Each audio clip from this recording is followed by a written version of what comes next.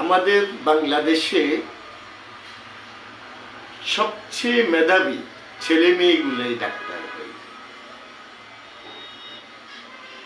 সবচেয়ে মেধাবী ছেলে মেয়েরা ইঞ্জিনিয়ার হয়। এই মেধাবী ছেলে মেয়েদের উপর আমাদের অনেকগুলা আশা আকাঙ্ক্ষা থাকে, অনেক স্বপ্ন থাকে যে এই মেধাবী ছেলে মেয়েরা একসময় অনেক বড় ডাক্তার হবে, দেশের সেবা করবে, মানুষের সেবা করবে, মানবিক হবে।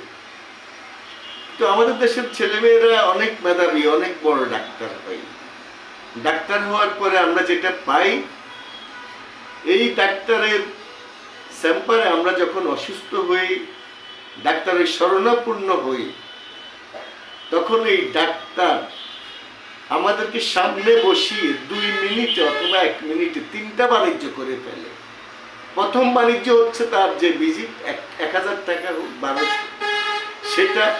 দ্বিতীয় বাণিজ্য হচ্ছে তার যে ওষুধ কোম্পানিদের কমিশন বাণিজ্য, সেই ওষুধ কোম্পানিদের পছন্দের ওষুধগুলা আমাদেরকে দেয়। যতটুকু প্রয়োজন ওষুধ তার চেয়ে 2-3টা ওষুধ বাড়িয়ে দেয়। এবং তৃতীয়ত হচ্ছে আবার প্রয়োজনে 1টা অথবা 2টা পরীক্ষা দিলে দেখা যাচ্ছে যে আর প্রয়োজন হয় না, কিন্তু সেখানে আমাদেরকে 6টা-7টা পরীক্ষা দিয়ে দেয়। 3টা বাণিজ্য 1 মিনিটে 2 মিনিটে আমাদের দেশের সেই মেধাবী ছেলে মেয়েরা ডাক্তার হয়ে ওরা আমাদেরকে এভাবে শোষণ করে।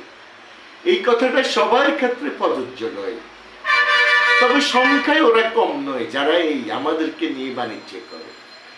তা আমি আশা করবো আগামী দিনের ছেলে মেয়েরা, মেধাবীরা মানবিক হবে, শিক্ষিত হওয়ার চেয়ে মানবিক হবে, মনুষ্যত্ব নিয়ে জীবন গড়ার চেষ্টা করবে। আল্লাহ হাফিজ।